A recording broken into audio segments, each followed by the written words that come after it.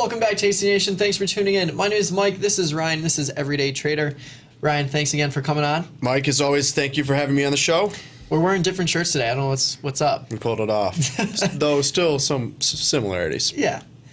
So today, I wanted to continue on with the discussion of just comparing different strategies. So yesterday we talked about a few different strategies. We looked at the straddle and compared it to the iron fly.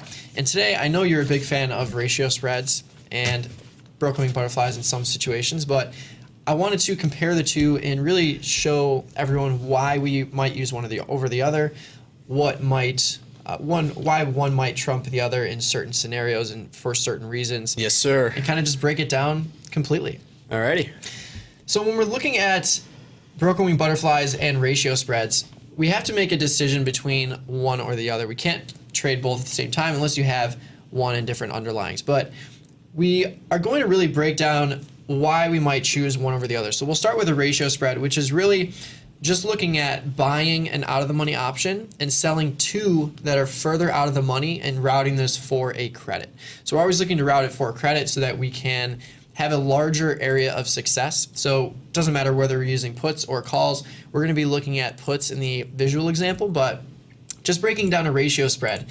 It is a creative way to become long stock, and I think a lot of people look at this strategy as more of a speculative strategy, but I think when we break it down and we look at reasons why we might use this to become long stock, I think it becomes a lot more apparent. So when we have a ratio spread and something like a ratio spread where we have a built-in long spread with an additional sold option against it to route it for a credit, we're going to have not just a super low break even, not a mega low break even, but a super mega low break even. That's what you're looking for. Yeah. Super mega low break even gives you an opportunity where you have a higher probability of profit in a lot of cases as you have a larger break even. You know, sometimes, especially when you're buying something, it takes, a big move in the stock for you to become profitable at expiration. So you want to make sure that you keep that as low as possible. And well, I don't know how much lower you can get than super mega low. Yeah, and when you think about how this strategy is set up, we'll be able to see that in the visualization, but we are literally having an embedded long spread that we're financing with the sale of another option. So if we know that if the stock price goes lower than those values, that long spread that we have is going to be at full profit, and it's actually going to help move that break even much lower, which is exactly what happens. So when we compare something like a ratio spread to a broken wing butterfly, I would say a ratio spread is going to be more ideal for a margin account because of the fact that with the ratio spread, we do have a naked option component. So if we don't have that margin relief, so for example, if I'm in an IRA account and I sell a naked put, it's going to be cash secured. So I don't have that margin relief, which is going to result in a lower return on capital. So I would argue that a ratio spread is usually more ideal for something like a margin account. Yeah, I agree. If you have just the naked put, or you do the ratio spread with the puts, then cash secured, you can certainly get that on in the IRA account, but you're not going to be able to do that with the calls. So if you decide to do a ratio spread with calls, you have that naked call, and it's not going to be permitted at this point in an IRA account. Yeah, absolutely. I think that's a super important thing to point out as well. And with undefined risk, you usually will have a higher probability of success, and that's because we can usually collect a larger credit when we're routing this trade. So whenever we're talking about selling premium, a larger credit is going to help us widen those break evens even further than this strategy already does. And whenever we have a wider break even and we collect more credit, we can think of that credit as a buffer against our losses. So the larger that credit is and the lower our break even is, or the more wide our break even is, the better off we're going to be when it comes to having a higher probability of success. So why would I ever use something like a broken wing butterfly? So a broken wing butterfly is literally just a ratio spread with a defined risk wing.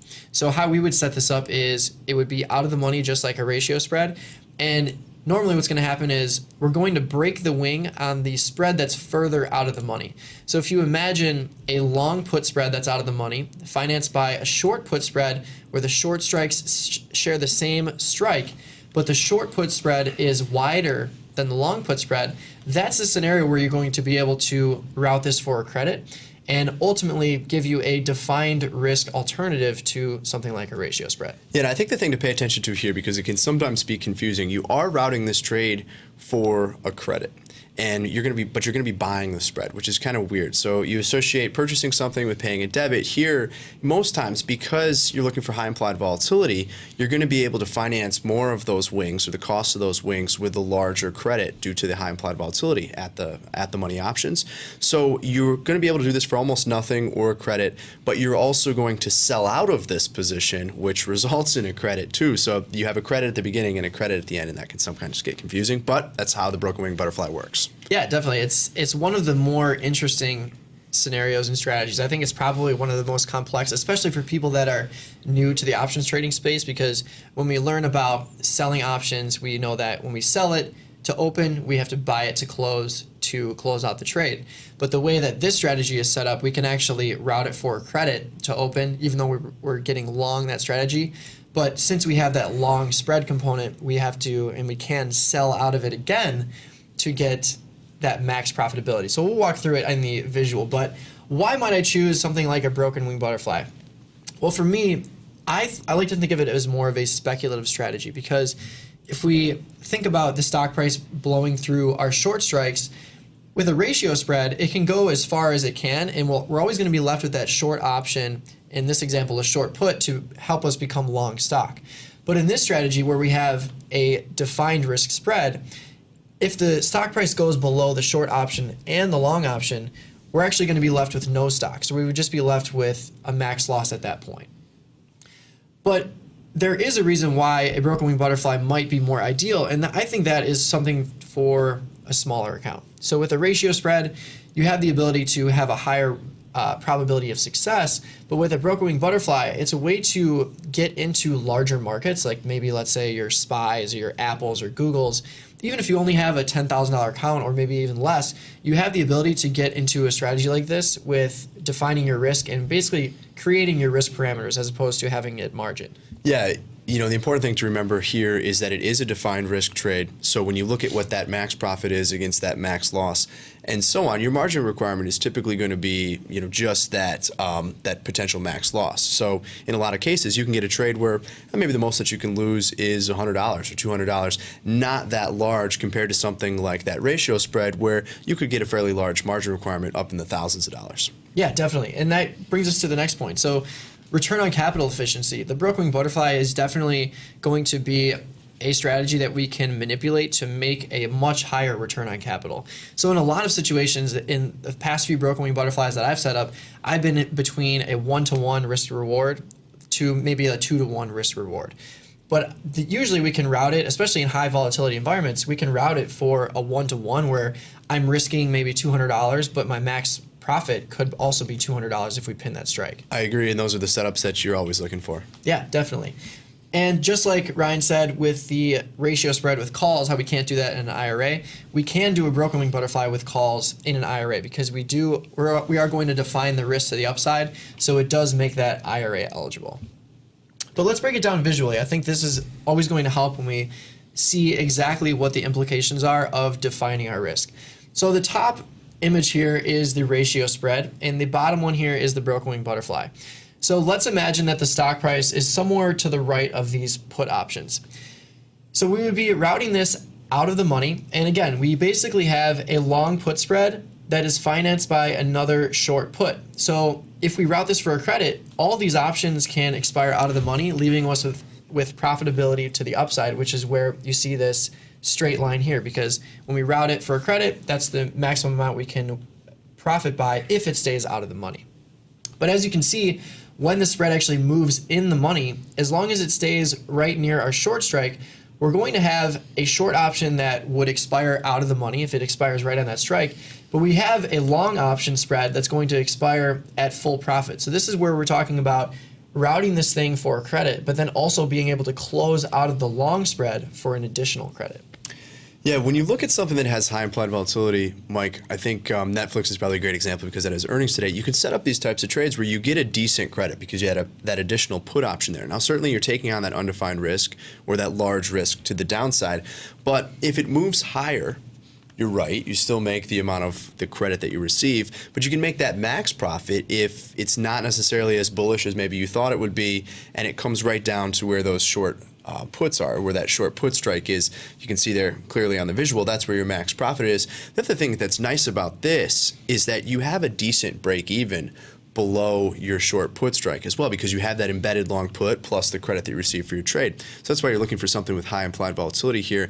And one of the other things you can think about, depending on the size of your account, if you have some flexibility, and this market starts to really get away from you, you have this type of position on, and if it does blow through your short strike there, well, you can always just short the stock. Yeah, definitely. And when we talk about the implication of the break even, so I've got the break even listed here with this orange bar. So if I were to just sell this put on this strike, let's say I could sell this put for 50 cents, something like that.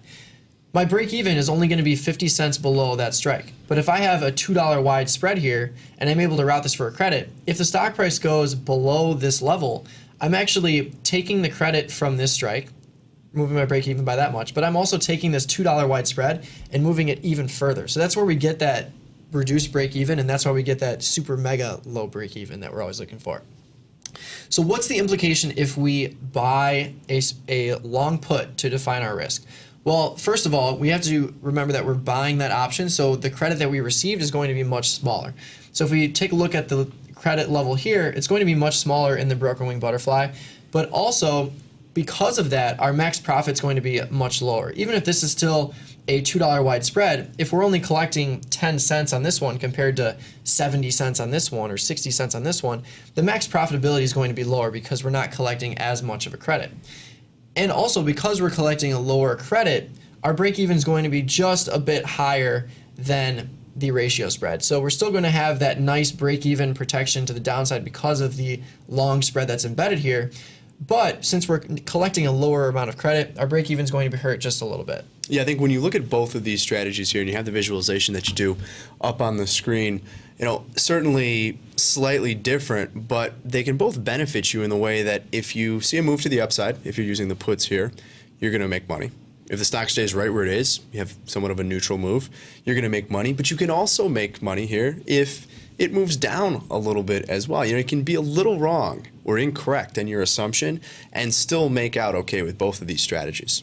Yeah, and that's why I like routing these sorts of strategies and things like poor man's covered puts and poor man's covered calls. Anything that gives you a lot of different things, where a lot of different ways you can be correct, but also a lot of different ways that you can manage it. It gives you just a lot more. It gives you the ability to be more successful, because when you lock yourself into a strategy that doesn't really have any management, maybe you just don't have the account size to do anything else, but which is totally fine. But when we look at different strategies that have a lot more management, a lot more flexibility in terms of profitability, I usually try to route those compared to the others, just because when we understand that we don't know what's going to happen, we don't really have a firm grasp on exactly what's going to happen because no one can tell the future. If I know that I have more tools in my tool shed to fix a broken trade, it's just going to be a better situation overall.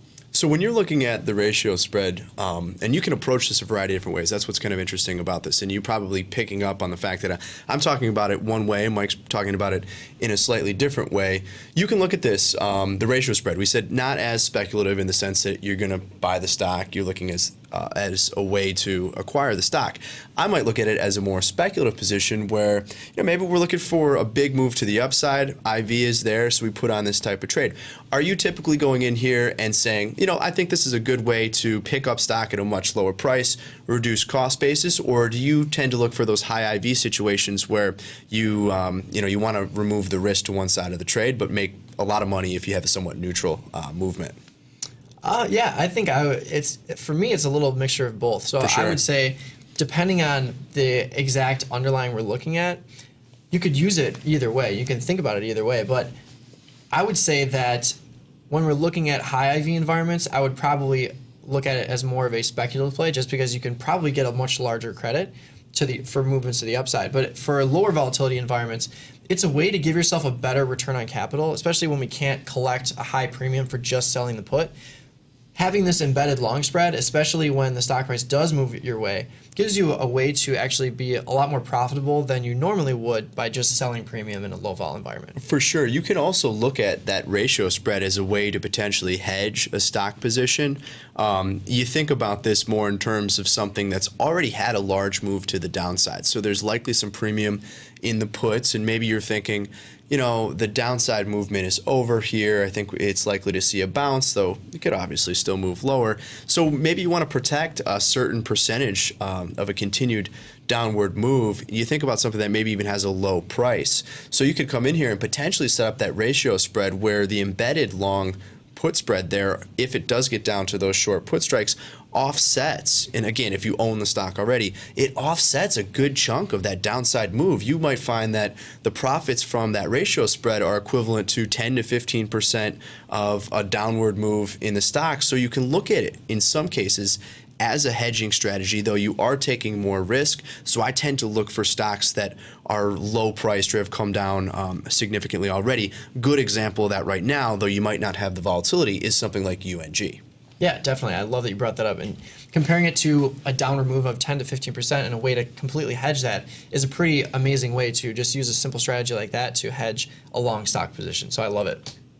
But let us get to the takeaways, and then we'll go to the trade of the day. So when we're looking at takeaways between the difference of a broken wing butterfly and a ratio spread, there's always going to be that trade-off. So like you said, and like we've shown, the ratio spreads have great break-evens, just like a broken wing butterfly does as well. But with a ratio spread, since we don't have to buy that extra wing, we're going to have an even better break-even comparatively.